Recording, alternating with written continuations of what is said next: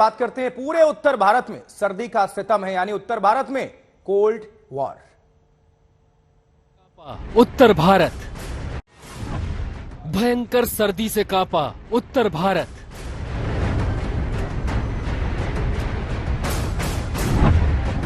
दिल्ली में पहाड़ों से ज्यादा सर्दी,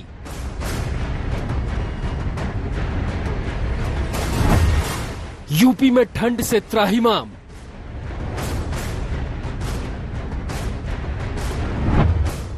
कानपुर में ठंड की वजह से हार्ट अटैक से 40 मौत।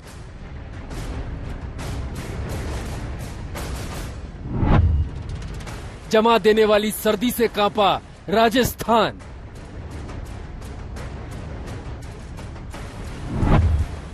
हिमाचल में -डिग्री का टॉर्चर।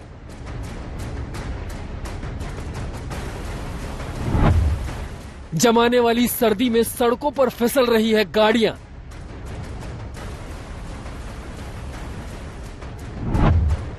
सर्दी से कांप रहा है पंजाब और हरियाणा।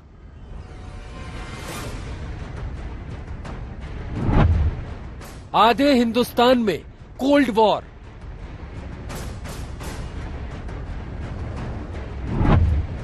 सर्दी से कब मिलेगी राहत? लंबा 2 WD बैक टू बैक है। मैं अगेन बोलता हूँ, एक WD 7-8 को है, दूसरा WD 10-11 को है। तो इसलिए रेस्पाइट है, सारे कोल्ड वेव कोल्ड है और डेंस फॉग से बहुत बड़ा इलाका में।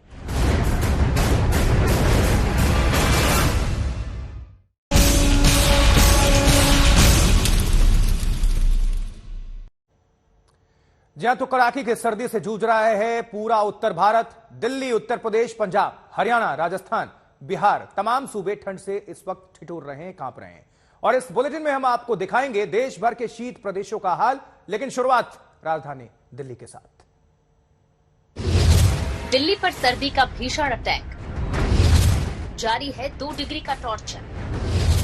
दिल्ली में आज 2.2 डिग्री तक लुढ़का पारा। दिल्ली वालों को कब मिलेगी सर्दी से राहत?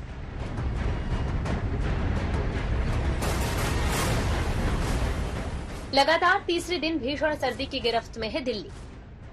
जनवरी के शुरुआती दिनों में आमतौर पर दिल्ली सुबह सुबह कोहरे की चादर में अलसाई नजर आती है और दिन चढ़ने के बाद गर्माहट आने लगती है, लेकिन इस बार दिल्ली का मिजाज बदला बदला सा है। पहाड़ी इलाकों से लेकर के मैदानी इलाकों में ठंड और शीतलहर का कहर लगातार जारी है। देश की राजधानी दिल्ली में आज मिनिमम टेम्परेचर, यानी अगर कहा जाए तो सबसे लोएस्ट टेम्परेचर इस सीजन का जो है वो दर्ज किया गया है। 2 डिग्री लोधी स्टेट्स इलाके के अंदर ये टेम्परेचर जो है वो दर्ज किया गया है। वहीं अगर बात करें विजिबिलिटी की, तो दिल्ली के अलग अलग इलाकों में 50 मीटर से 150 मीटर के आसपास विजिबिलिटी जो है वो दर्ज की गई है। हमारी मौजूदगी इस वक्त अक्षरधाम पर, आपको तस्वीरें दिखाना चाहेंगे कि सुबह के वक्त विजिबिलिटी किस तरीके से जो है वो काफी हद तक कम नजर आ रही है। दिल्ली में सर्दी इस बार ऐसी है कि हिल स्टेशन भी पीछे छूट गए। शिमला, नैनीताल, मसूरी को भूल जाइए। सर्दी का आनंद लेना हो तो दिल्ली आ जाइए। मौसम विभाग के मुताबिक दिल्ली में आज सफदरजंग में न्यूनतम तापमान 2.2 डिग्री सेल्सियस दर्ज हुआ, जो सामान्य से 5 डिग्री कम है। लोधी रोड में 2 डिग्री, आया नगर में 3.4 डिग्री और रिज में 1.5 डिग्री सेल्सियस न्यूनतम तापमान दर्ज किया गया।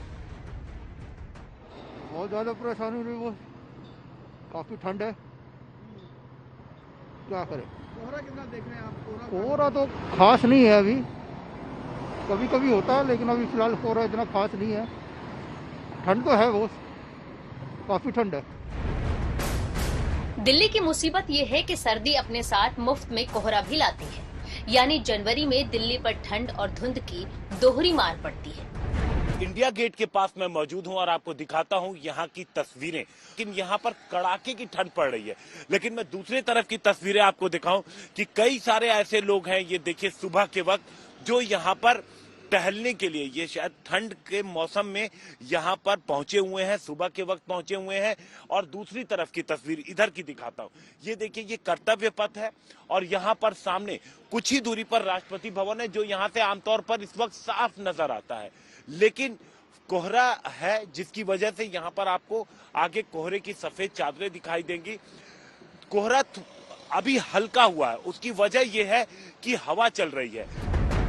सुबह 5:30 बजे इंदिरा गांधी इंटरनेशनल एयरपोर्ट दिल्ली में धुंध का आलम ये था कि सिर्फ 25 मीटर दिखाई दे रहा था। हालांकि हाईटेक तकनीक की वजह से उड़ानों में बहुत ज्यादा मुश्किल की खबर नहीं है। देख करके बड़ी खुशी महसूस हुई कि अब इंडिया में भी वो टेक्नोलॉजी आ चुकी है कि फॉग की वजह से फ्लाइट्स डिले नहीं हो रही हैं। तो बड़ा अच्छा लगा ये देख के, क्योंकि पायलट ने पहले ही अनाउंस कर दिया था कि ऑटो पायलट मोड की वजह से हम लोग दिल्ली में इतनी भयंकर फॉग के बावजूद भी टाइम पे लैंड कर पाएंगे। लेकिन रेलवे के मुसाफिर इतने किस्मत वाले नहीं। कोहरे की सबसे ज्यादा मार रेल यात्रियों पर ही पड़ती है। रेलवे के प्रवक्ता के मुताबिक दिल्ली पहुंचने वाली 36 रेलगाड़ियां 1 से 7 घंटे लेट थी। इसकी वजह से सफर करने वाले यात्री तो मुसीबत में थे ही, वो लोग भी परेशान हुए जिन्हें स्टेशन पर अपनों को रिसीव करना था। कोहरा बहुत ज्यादा है, गाड़ी बहुत स्लो चल रही है। मेरे मम्मी आ रहा है। कहाँ से? गया से। बिहार। हाँ, गया से नई दिल्ली आने के लिए ट्रेन 4-5 घंटे लेट है। कोहरे के कारण ट्रेन लेट है। कोहरा धुंध ज्यादा पड़ रहा है, इसके कारण लेट हुआ। दिल्ली में सर्दी किस कदर है उसका एक पैमाना है बिजली की खपत। सर्दी से बचने के लिए दिल्ली वाले गीजर और हीटर का जमकर इस्तेमाल कर रहे हैं। इससे बिजली की जबरदस्त मांग हो रही है। शुक्रवार को सुबह बिजली की मांग रिकॉर्ड स्तर को छू गई। कल सुबह 10:58 पर दिल्ली में बिजली की मांग 5,526 मेगावाट पहुंच गई। जाड़े में ये रिकॉर्ड है। ये लगातार तीसरा दिन था जब दिल्ली में बिजली की मांग 5,000 मेगावाट से ऊपर गई। दिल्ली सर्दी से ठिठुर रही है, कांप रही है। आप भी अपना ख्याल रखिए। बिना जरूरी बाहर न निकलें, गर्म कपड़े पहनें और खान पान का भी ख्याल रखें। दिल्ली से सुशांत मेहरा के साथ आज तक ब्यूरो। तो दिल्ली में सर्दी और कोहरे से हाल बेहाल है, यानी डबल अटैक है। तो उत्तर प्रदेश में मौसम जानलेवा हो चुका है। देखिए, सर्दी से हार्ट अटैक से मौत की घटना में काफी बढ़ोतरी हुई है। कानपुर जिले में 48 घंटे में 40 लोगों की जान चली गई है। हड़कंप है।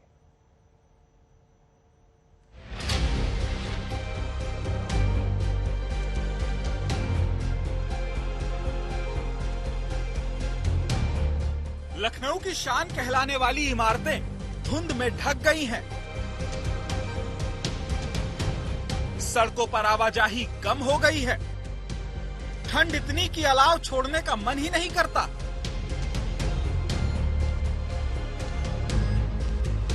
यूपी की राजधानी लखनऊ में सर्दी का क्या हाल है, ये जानना है तो दूसरे शहरों से इम्तिहान देने आए लखनऊ इन परीक्षार्थियों से जानिए, जिनके लिए लखनऊ की सर्दी भी किसी परीक्षा से कम नहीं।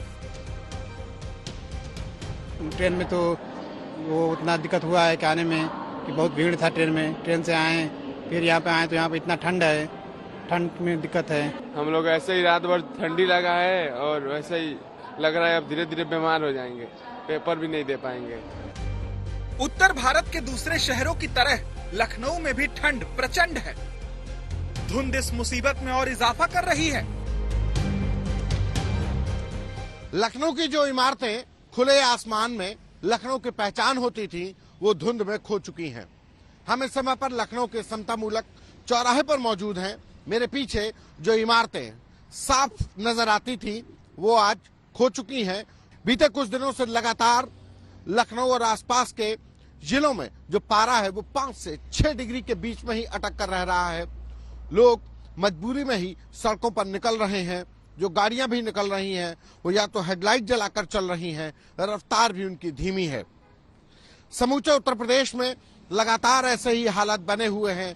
कानपुर में लोगों की जान जा रही है, शीतलहर में हार्ट अटैक से मौत हो रही है। अस्पताल पहुंचने से पहले ही लोग दम तोड़ रहे हैं। जी हां, कानपुर में सर्दी जानलेवा बन चुकी है। कानपुर और आसपास के जिलों में 48 घंटों में ठंड से 40 लोगों की मौत की खबर है। कल जैसे कि 15 मरीज ब्रॉड डेड थे, आज 10 मरीज ब्रॉड डेड रहे हैं। ये जो ब्रॉड डेड वाली संख्या है वो ज़्यादा चिंताजनक है कि पेशेंट घर से जब चलते हैं तो रास्ते में ही उनकी मृत्यु हो जाती है। ऐसे लोगों को बचने के लिए मेरा ये सुझाव है कि डिस्प्रिन की गोली हर एक को रखनी चाहिए अपने घर में, और जिस किसी पेशेंट को कोई प्रॉब्लम हो, इस प्रकार की महसूस हो, तो एक डिस्प्रिन की गोली चबा के और पानी के साथ निगल लेनी चाहिए। तो उससे उसको 25% तक मॉर्टेलिटी के बेनिफिट मिलता है कि मृत्यु की संभावना कम हो जाती है 25%, और उसके अलावा वो सेफली यहाँ हॉस्पिटल तक पहुँच सकता है कि जिसमें उसका पूरा इलाज हो सके। कानपुर हृदय रोग संस्थान के निदेशक डॉक्टर विनय कृष्ण के मुताबिक शीतलहर को हल्के में लेने की जरूरत नहीं है, क्योंकि सावधानी हटी, दुर्घटना घटी। ठंड की वजह से मरने वालों में ज्यादातर बुजुर्ग हैं। इनमें भी वो लोग ज्यादा शामिल हैं जिन्हें blood pressure, blood sugar, cholesterol की समस्या है। ठंड से बचने के लिए ऐसे लोगों को अतिरिक्त उपाय करना चाहिए। समय समय पर अपने डॉक्टर से मिलते रहें। सर्दी बुजुर्गों के लिए आफत है, तो उन लोगों के लिए भी परेशानी का सबब है जो बेसहारा हैं। ऐसे लोगों की मदद के लिए अलीगढ़ में रैन बसेरे का इंतजाम किया गया।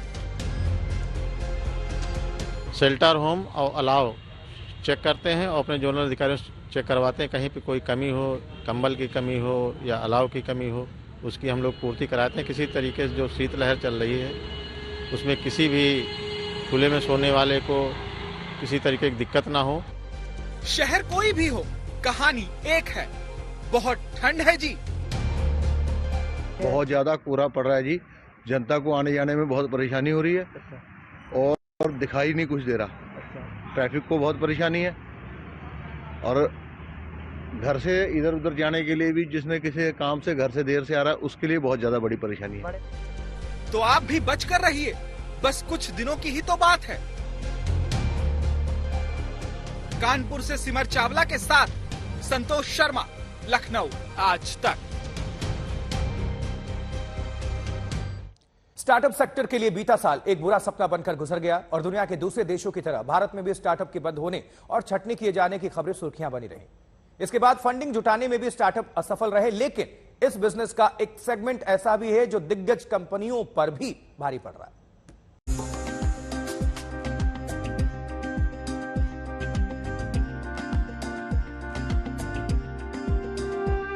भारत का स्टार्टअप इकोसिस्टम दुनिया में अमेरिका और चीन के बाद तीसरे सबसे बड़े स्टार्टअप इकोसिस्टम में से एक है।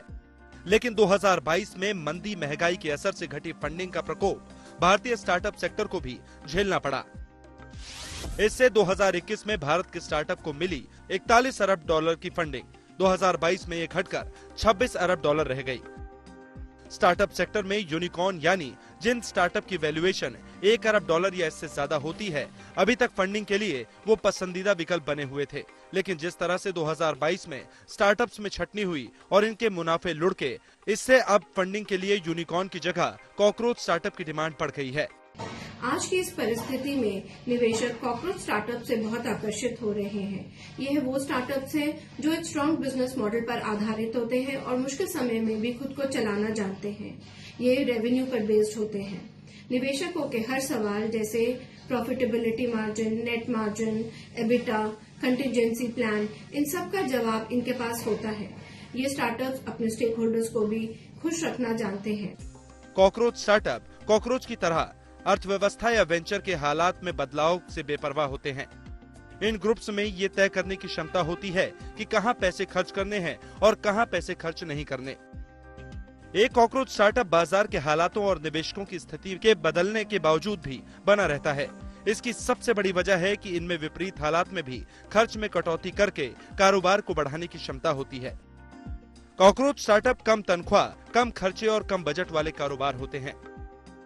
साल 2023 इंडियन स्टार्टअप्स के लिए बेटर साबित हो सकता है from an investment perspective again, और उन्हीं स्टार्टअप्स के लिए बेटर साबित होगा जो कि विजिबली प्रॉफिटेबल है नियर फ्यूचर में या फिर अभी से प्रॉफिटेबल है। ऐसा इसलिए होगा क्योंकि ये डोमेस्टिक इंस्टीट्यूशनल इन्वेस्टर्स और फॉरेन इंस्टीट्यूशनल इन्वेस्टर्स दोनों से ही फंड्स एक्यूमुलेट कर पाएंगे। कॉकरोच स्टार्टअप फिक्स्ड एसेट में इन्वेस्ट करने से बचते हैं। मिसाल के तौर पर ये ऑफिस खरीदने या किराए पर लेने की जगह को वर्किंग स्पेस में काम करते हैं और बचत के पैसों से स्किल्ड मैन पावर को हायर करते हैं। इसके साथ ही कॉकरोच स्टार्टअप निवेश के लिए सही समय और सही हालात का इंतजार करते हैं। ये किसी भी तरह की हड़बड़ी नहीं दिखाते। बिना नकदी बर्बाद करके बाजार को परफेक्ट बनाने की होड़ में शामिल नहीं होते। कॉकरोच स्टार्टअप का फोकस हमेशा रेवेन्यू ग्रोथ पर होता है। इसके लिए ये अपने प्रोडक्ट या सर्विसेज से जल्द पैसा बनाने की कोशिश में रहते हैं। इनका ये उत्पाद या सेवा मुश्किल हालात में भी पैसे बनाने में लगा रहता है। आदित्य के राणा, आज तक। कच्चे तेल की कीमतों में गिरावट के बाद पेट्रोल डीजल के दाम में गिरावट की उम्मीद पर पानी फिरता नजर आ रहा है। इसकी वजह है 2022-23 में पेट्रोलियम प्रोडक्ट्स की बिक्री पर तेल मार्केटिंग कंपनियों को भारी घाटा हुआ है और इन कंपनियों का दावा है कि 9 महीने से स्थिर दाम के चलते वो अभी भी डीजल की बिक्री पर घाटा उठाने को मजबूर हैं।